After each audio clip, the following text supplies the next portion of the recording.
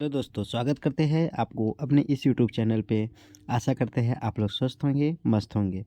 दोस्तों, कल तक हम बिहार पुलिस का सेट 3 तक चला रहे थे। आज हम आप लोगों के बीच कुछ नया साइंस का जो बेसिक टॉपिक होता है, यूनिट एंड मेजरमेंट होगा। यहाँ ए लिखा गया है, यहाँ टाइपिंग मिस्टेक है। यूनिट एंड मेजरमेंट जो होता है मात्रक और मापन, उसका कुछ ऑब्जेक्टिव क्वेश्चंस आते हैं एग्जाम में। बहुत सारे एग्जाम में क्वेश्चन लगातार पूछे गए हैं, ऐसा यूनिट डायरेक्ट पूछ लिए गए हैं। तो उसको लेकर आप लोग के सामने हम साइंस का ये पहला सेट है, हम लेकर के आपके पास आए हैं। जो कि आपको रेलवे के एग्ज़ाम में भी ऐसा यूनिट देखने को मिल गया था, बेसिक बिहार पुलिस के एग्ज़ाम में देखने को मिल जाता है। ठीक है दोस्तों, तो आप लोग चलिए बेसिक यूनिट है, देखते हैं। ठीक है, सेट 1 है, देखते हैं, स्टार्ट करते हैं। इसमें कुछ क्वेश्चंस हैं, क्वेश्चन को हम देखना स्टार्ट करते हैं। क्वेश्चन नंबर 1 कहता है, बल का ऐसा मात्रक क्या होता है? तो बल का ऐसा मात्रक दोस्तों हो जाएगा न्यूटन हो जाएगा। ठीक है, बल का ऐसा मात्रक क्या हो जाएगा? न्यूटन हो जाएगा। ठीक है, उसके बाद आइए दोस्तों अगले प्रश्न पे आते हैं। अगला प्रश्न कहता है, विद्युत धारा का ऐसा मात्रक क्या है? तो विद्युत धारा का ऐसा मात्रक हो जाएगा दोस्तों एम्पियर। विद्युत धारा का ऐसा मात्रक क्या हो जाएगा दोस्तों? एम्पियर हो जाएगा। वोल्ट आपको क्या किसका हो जाएगा? किसका हो जाएगा? वोल्टेज का। ठीक है, ओम रेजिस्टेंस का हो जाएगा। रेजिस्टेंस जो होता है वो हमारा जो करंट फ्लो होता है उसको अपोज करता है, मतलब कि उसको रोकता है, बाधा बनता है उसके बीच में। ठीक है, और चार्ज का कूलॉम। अगला प्रश्न आ जाएगा, प्रकाश तीव्रता का ऐसा यूनिट क्या है? प्रकाश तीव्रता का ऐसा यूनिट दोस्तों हो जाएगा कैंडेला।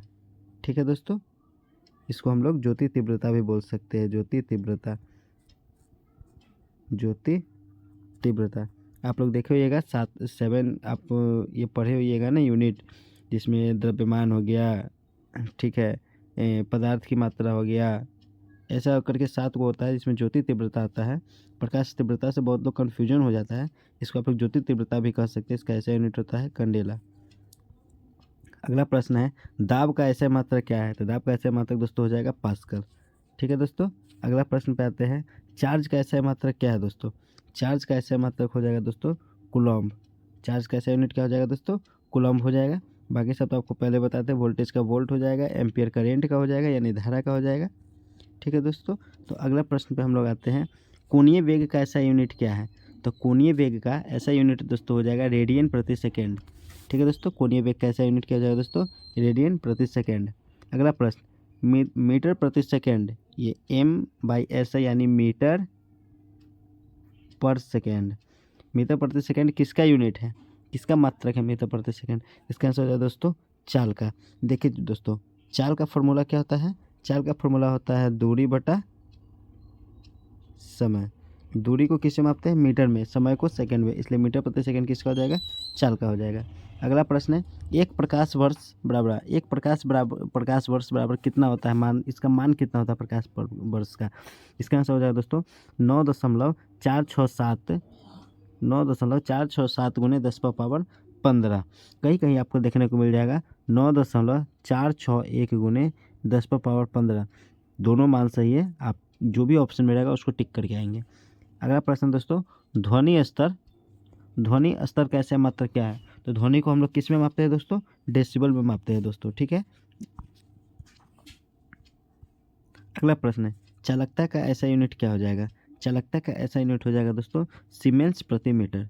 ठीक है, अगला प्रश्न है, बल आघूर्ण यानी बल आघूर्ण का ऐसा मात्रक क्या है दोस्तों? तो बल आघूर्ण का ऐसा मात्रक हो जाएगा दोस्तों न्यूटन मीटर।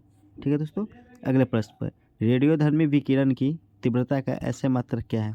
रेडियोधर्मी विकिरण की तीव्रता का ऐसा मात्रक क्या है? इसका सही आंसर हो जाएगा दोस्तों बेकरल। बेकरल जो है रेडियोधर्मी विकिरण की तीव्रता का ऐसा यूनिट है। अगला प्रश्न है दोस्तों, चुंबकीय क्षेत्र का ऐसा मात्रक क्या है? चुंबकीय क्षेत्र का ऐसा मात्रक क्या है? तो चुंबकीय क्षेत्र का ऐसा मात्रक हो जाएगा दोस्तों टेस्ला। अगला प्रश्न है, प्रवाह यानी फ्लक्स, फ्लक्स का ऐसा यूनिट क्या है दोस्तों? वेबर। फ्लक्स का ऐसा यूनिट क्या है दोस्तों? वेबर। ठीक है, अगला प्रश्न, आवृत्ति का ऐसा यूनिट क्या है? तो आवृत्ति का ऐसा यूनिट दोस्तों हो जाएगा हर्ट्ज। ठीक है, इसको HZ से भी लिखते हैं। अगला प्रश्न हो जाएगा दोस्तों, प्रकाश वर्ष किसकी इकाई है? प्रकाश वर्ष किसकी इकाई है दोस्तों? तो इसका आंसर हो जाएगा दूरी की इकाई है। प्रकाश वर्ष दूरी की इकाई है। ऐसे पद्धति में लेंस की लेंस की शक्ति की क्या इकाई क्या है?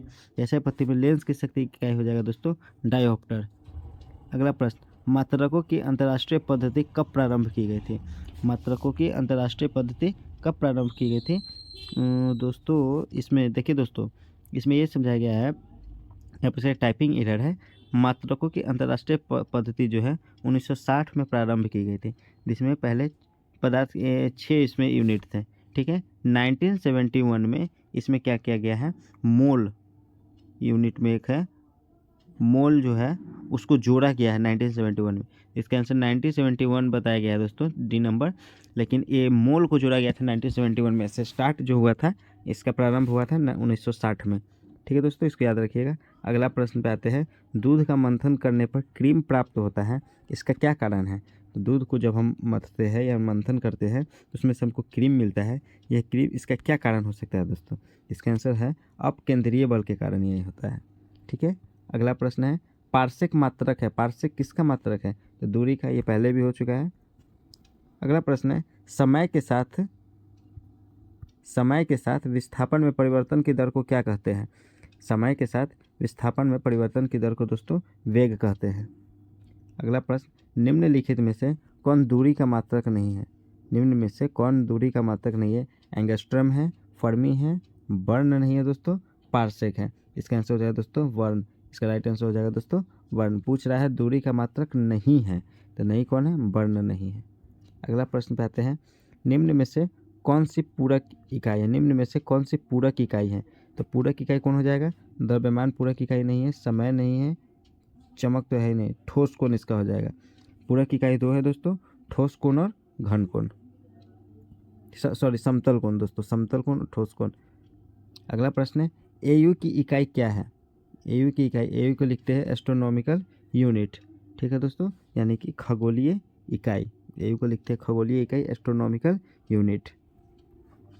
अगला प्रश्न है, एक माइक्रोन होता है, एक माइक्रोन कितना के बराबर होता है दोस्तों? तो एक माइक्रोन जो है 10 पर पावर -6 के बराबर होता है। ये 10 पे, ये ऐसे कभी लिखा रहे दोस्तों, याद रखिएगा, इसको हटाइए। इस तरह से अगर लिखा रहेगा तो ये इस पे घात जाता है। टाइपिंग में क्या होता है ना दोस्तों, कि डायरेक्ट कोई किसी टाइपिंग में 10 पर पावर -6 इस तरह से नहीं लेता है, जो कि बेसिक टाइपिंग में होता है। और कई कई ऐसा लिखा रहेगा, तो आप लोग कन्फ्यूजन मत होना दोस्तों, ये भी सही है, ये भी यही चीज़ कह रहा है जो चीज़ ये कह रहा है। ठीक है, तो 10 पर पावर -6 है। ठीक है दोस्तों, तो ये हमारा 25 क्वेश्चन का सेट रहा, सेट 1, जो कि यूनिट और मेजरमेंट का है। आप लोग कहीं भी चलते फिरते रहिए, यूनिट और मेजरमेंट का ये सेट देख लीजिएगा। ठीक है, इससे क्वेश्चन आपके एग्जाम में आ ही जाते हैं, लगभग क्वेश्चन इससे मतलब यूनिट और मेजरमेंट से क्वेश्चन आ ही जाते हैं। किसी किसी शिफ्ट में नहीं भी आते हैं, लेकिन बहुत ऐसा शिफ्ट है जहाँ से क्वेश्चन पूछ देते हैं, डायरेक्ट यूनिट पूछ जाएगा, दाब का ऐसा मात्रक क्या होता है, ठीक है, ऊर्जा का ऐसा मात्रक क्या होता है, विद्युत धारा का मात्रक क्या होता है, या इसमें से किसको नहीं मापा जाता। क्वेश्चन को घुमा कैसे देगा दोस्तों?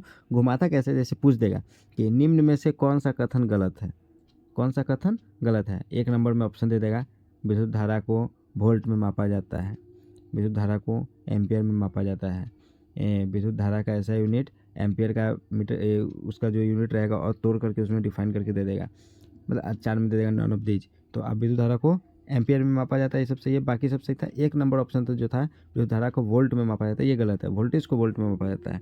ठीक है दोस्तों, तो ये सब पर ध्यान रखिएगा। ऑप्शन 2 ही तरह से दे सकता है, या तो ऑप्शन में कथन में नहीं करके देगा, या फिर ऑप्शन को सही पॉजिटिव वे में देगा, तो सही रहेगा। जो नॉर्मल क्वेश्चन होता है, जैसे कि दाब का ऐसा मतलब क्या होता है, ऐसे दे देगा। या फिर आपको थर्ड ऑप्शन दे देगा, कथन बेस पे क्वेश्चन दे देगा, स्टेटमेंट दे देगा कि इसमें से इसकी इकाई ये कौन सा सही है, और यही दे देगा कथन कि वोल्टेज को वोल्ट में मापा जाता है, विद्युत धारा को एम्पियर में मापा जाता है, दाब को किलोग्राम में मापा जाता है, बस। चौथा में दे देगा नॉन ऑफ दीज।